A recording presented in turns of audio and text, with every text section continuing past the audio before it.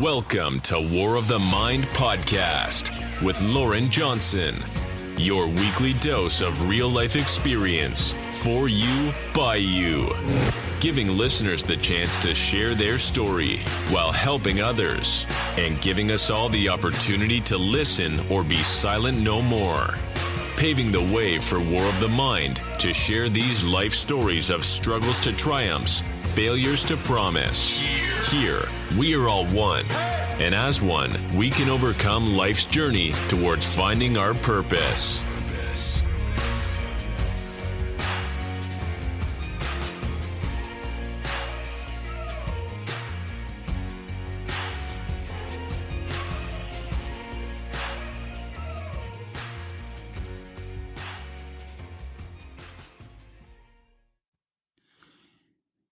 And welcome back to War of the Mind. I'm your host, Lauren Johnson. And today our topic's going to be on mental abuse in another man's eyes, is the title. So recently I had this whole,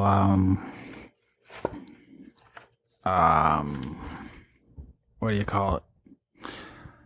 Kind of confrontation, not really, but,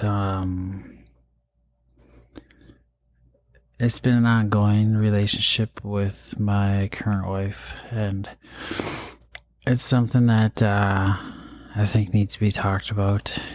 It's mental abuse, and I wrote a little bit of an article about it, and I'm going to post it on my blog, so make sure you check that out. But it's just kind of how I felt in that moment and the situation that happened, and this isn't the first time, and it's really hits home because I am a survivor of domestic violence. I have been almost killed due to it. And I understand, like, when I say that battered women syndrome, I understand why, women don't get out of relationships. I understand why men don't. And I never thought I'd be in one. It can happen out of the blue. Like, my mood was good that day. I was plugging away on my, writing and my podcast, and writing my next speech and topic for it, listening some good high quality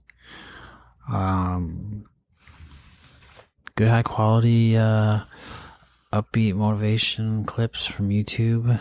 I think the one I was listening to was Denzel Washington, Fall Down and Fall Forward. And then it all starts, I get a phone, my phone starts blowing up, messages are coming through faster than I can read them. Next, my phone is ringing from Messenger. Messenger on my iPad is blowing up, my iPad's ringing, my messages are just flying through, and my understanding was we weren't friends on Facebook or Messenger, so my PO and treatment coordinator had put on there that I couldn't receive messages from anybody that wasn't my friend. So my understanding, there was no messages going to be able to come through. So sorry about the arms, but they did come through, and it really shows how bad, you can get beat down and go from one mood to the next. And that's the terrifying thing, with someone with mental health problems, because a person can go from that good mood to set off to be suicidal the next minute, to, going back to addiction. And in the past, that's what I've done, is go back to my addiction. And the messages, came across as well, that explains why you haven't been writing me. You fucking blocked me. Excuse my language. My response was, no, I didn't. I'm not sure what you're talking about. Because at that moment, I didn't realize my PO when she had blocked her on my phone when she was setting up my Facebook stuff. So, I technically was not lying. I was being honest, and, you'd think as my wife or partner, that you would believe that.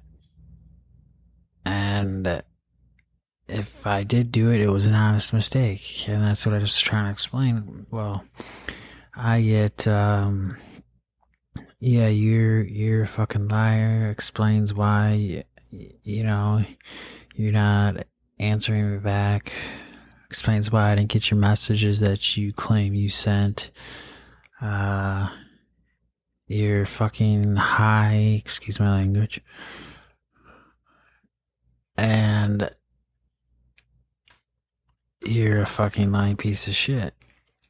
Now, I'm not one to sit here and,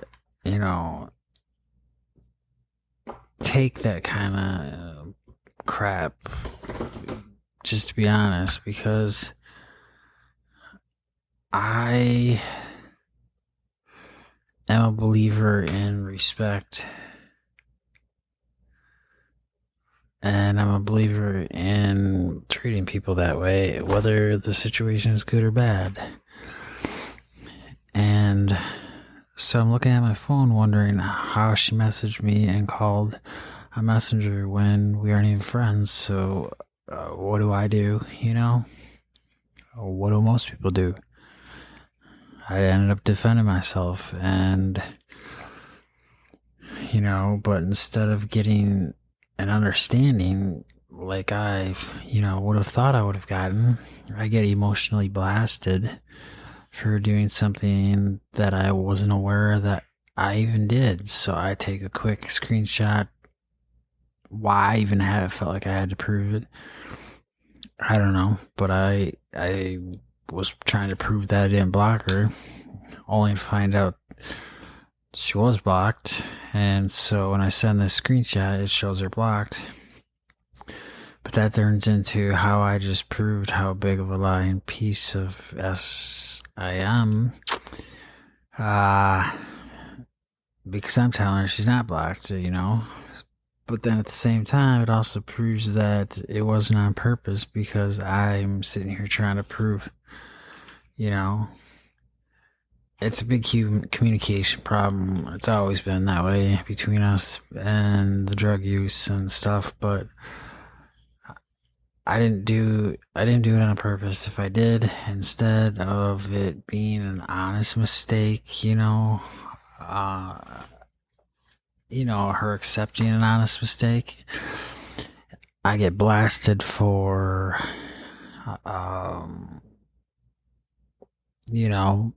doing something I wasn't even aware of, and I get called names, hung up on. I get accused of burning my emotional feelings back on a terrifying roller coaster ride of emotions right before bed. And there's no worse thing than going to bed on an emotional roller coaster. And I won't lie, it brought tears in my eyes, because it brings back so much emotional trauma from the past that has gone on between us. And so the other night when I wrote this, it was like, here I sit, going from upbeat, writing my first keynote speech, all excited, to another night of turmoil.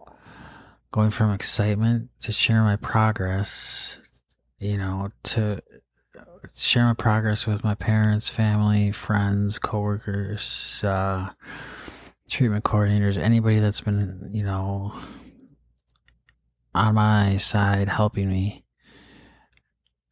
And to tears, to questions, to anger, to I'm tired. And tired of this roller coaster ride, tired of being punched around emotionally and physically, tired to the point of mental exhaustion, triggered to the point of wanting to use and relapse, like past time situations where that's what happened. Why can someone who says they love you and proud of you one minute turn around and tear you down to feel the pain I feel?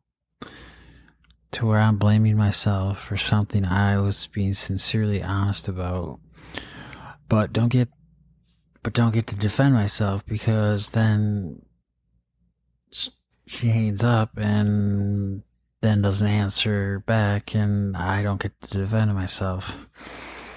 But then tomorrow the script will be flipped, and somehow it'll be turned on me, and she'll act like nothing happened. And it's funny because when I wrote this, and then I left her unblocked because I was just waiting for the text to come through of her saying or acting like nothing happened, and sure enough, that's what happened. But here's more of what I had wrote in my journal that night. In moments like this is when I want to put a bullet in my skull. Why do I even let her win? Why do I stay? I think I still hold on to hope that this will change. She will change. I won't mess up something I didn't know I did. It's nights like tonight I also ask myself, why don't I just end my life and escape this darkness? Because I just went from feeling accomplished, proud, upbeat, to because somehow I mistakenly blocked you, I get treated like this and bashed and degraded and beat down and now ignored. Why don't I just block her now when I have the chance and just not put up with it? Because I still hold hope she comes to her senses, but sooner or later this ride we're on needs to either smooth out or I gotta get off of it.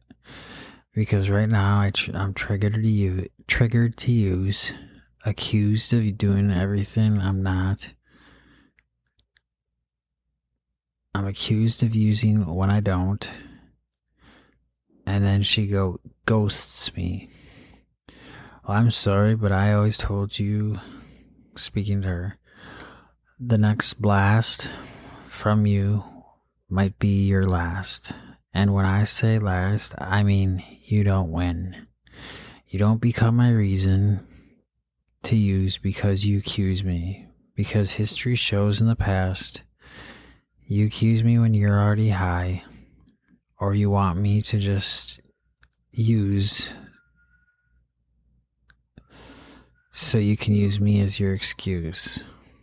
So again, I ask why.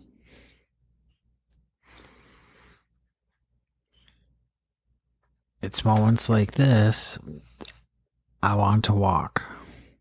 I'm scared for the reasons I don't walk is what you will do. But I've come to my senses and realize, after talking to others, that won't be my fault. That's on you, not me. I'm not falling for your lies and your games played on me anymore. I'm not falling for your manipulation of my TBIs and my memory. I'm not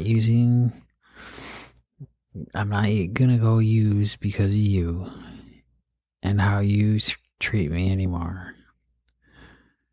I win today, not you. You want to give me silent treatment now? Good. Let the silence begin.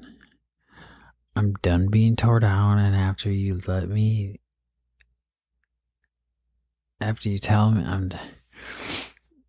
I'm done being tore down. After you tell me you're proud of me for my accomplishments in starting this business, but it disgusts me and how bad you play me and my emotions.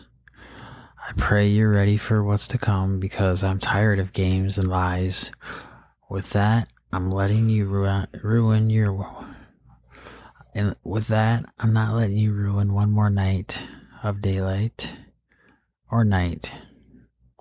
It's time the dark hours end. And I write this is something I journaled about that night because I was trying to get it off my chest so that I could go to sleep. And, I'm proud of myself because I didn't go out and use that night.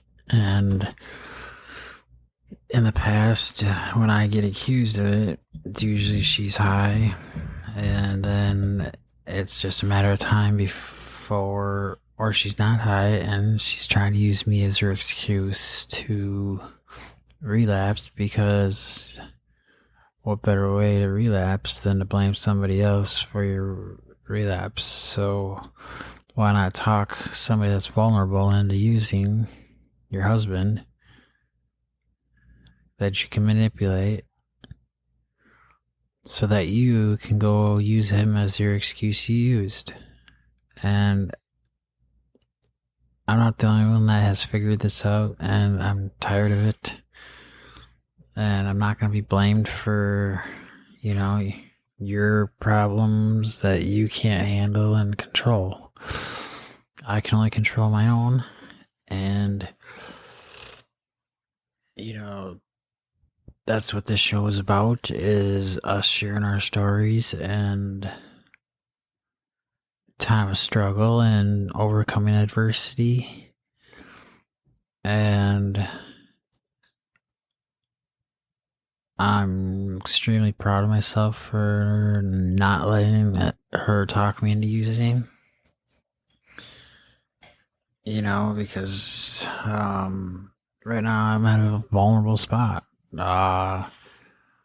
Some health conditions came up from doctor's appointments, and we'll save that for our next episode.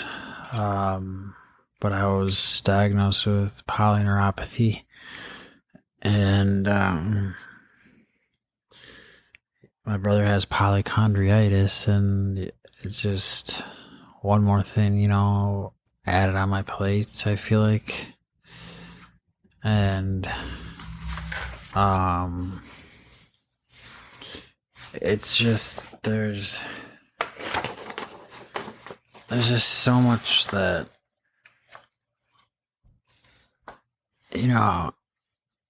I can go into, but I was just gonna share this as well with you. I was writing up my little introduction for my next pitch to event planners for me to start speaking at. So if you know anybody that's looking for speakers, I'm willing to do them for free because I want to get the clientele and reviews, or reviews, and then the referrals. I've had speaking experience, when I was a state trooper. I had to go in the schools and speak, and then I've spoken at church before. I've spoken in scouts. I've coached high school wrestling, middle school wrestling. So I'm not afraid to get in front of lots of people and speak. I wrestled in college. I'm used to be in front of big crowds, and I guess, with the news here and with my polyneuropathy, along with other health conditions, we're going to have to expedite this speaking career and get it moving faster. So, like I said, I'm willing to speak for free if you need me to speak at an event. But here's my introduction. It's, I I help motivate, inspire audiences, companies, and individuals to take action through motivational speech. It's that simple. Motivate, inspire, to give the desire to keep overcoming adversity and not give up. Inspiring people to take positive action. I subsequently become an outspoken advocate for addiction and recovery, addiction awareness, mental health awareness, overcome adversity, overcoming trauma, and sharing my story as a survival guide to someone in need while offering insight, hope, and inspiration. Just pure, tried, tested, and proven systems and techniques and strategies to inspire hope that spark action with audiences. What I've achieved, and I haven't went into no big corporate company and spoken, but I easily could. I have the background, the storyline.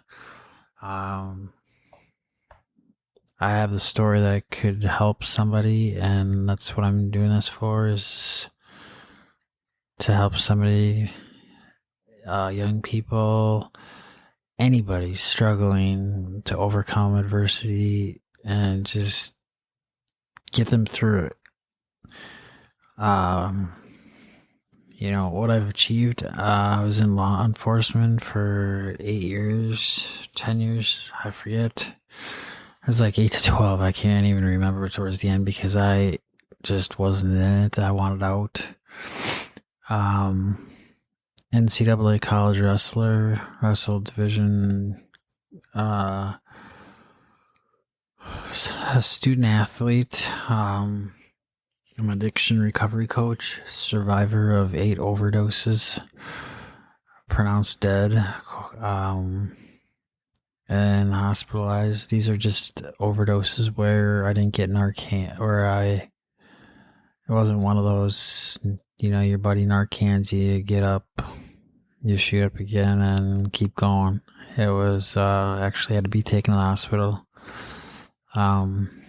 Survivor of coma, stroke survivor, acute liver failure survivor, 2-time traumatic brain injury survivor, 13 induced concussions from wrestling and football, domestic abuse survivor, sober from alcohol since 2019, sober from heroin since 2021. I was an Eagle Scout growing up, and I believe at that time I was the fastest Eagle Scout, because at one time it was my brother. He had it at 14 years old, and I became an Eagle Scout at 13. Survivor and fighter. Motivated myself in my darkest hours. Suicide survivor. Father, son, brother. Husband. Here to inspire hope to those struggling with sharing my own personal survival guide. And I speak this from the bottom of my heart. I'm here to help anyone in need. Check out our website, ljvoiceproject.com. And the podcast is War of the Mind. And I look forward to go ahead and write us on, you'll see at the bottom of the webpage on LJ Voice Project. There's a link, drop down box at the top where you can go check out our podcast and blog. And I'll have today's episode posted as a blog, so you guys can check that out. So that's kind of all I got for today. Tomorrow we'll go into other struggles and other avenues of overcoming adversity, and I look forward to hearing from you. Definitely check out our Twitter account. It's LJ Voice Project, as well as we also have a group started on Facebook, LJ Voice Project, and then also on Instagram and Snapchat. So we're on them all. But definitely, probably the best way would be is go on our website, ljvoiceproject.com, and go down to the bottom and you can contact us and send me an email. Come directly to myself and I can get back to you. We are looking for guests to come in to the studio. We have a studio here at Artisan Forge. But yeah, definitely really hoped I can make an impact with the time I've left and inspire others and to keep fighting and not give up. So with that, I think I'm going to start trying to do an episode every day, every other day, a little short one. Some days might be longer. And then, today's an opportunity to build the tomorrow you want. Just remember that. And with that, I am going to leave you with stay strong and keep fighting and just never give up. All right, and we'll see you tomorrow.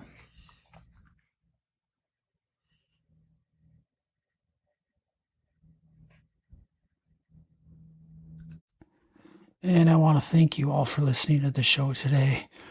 I appreciate all the views, and just go ahead and don't forget to share with your friends and family, and don't forget to like us on Facebook, The Voice Project, and we're also on Twitter at LJ Voice Project, and we also check out our email. Our website is ljvoiceproject.com. Email is contact us at ljvoiceproject.com. Or we also have Lauren, Loren Johnson at ljvoiceproject.com. We're also on Instagram. All of those. I mean, just write us on our webpage, and we can easily get back to you. Just leave us a phone number. Our WhatsApp phone numbers on there as well. So feel free to contact us. We're always available and free to answer. So I really hope to hear from you soon.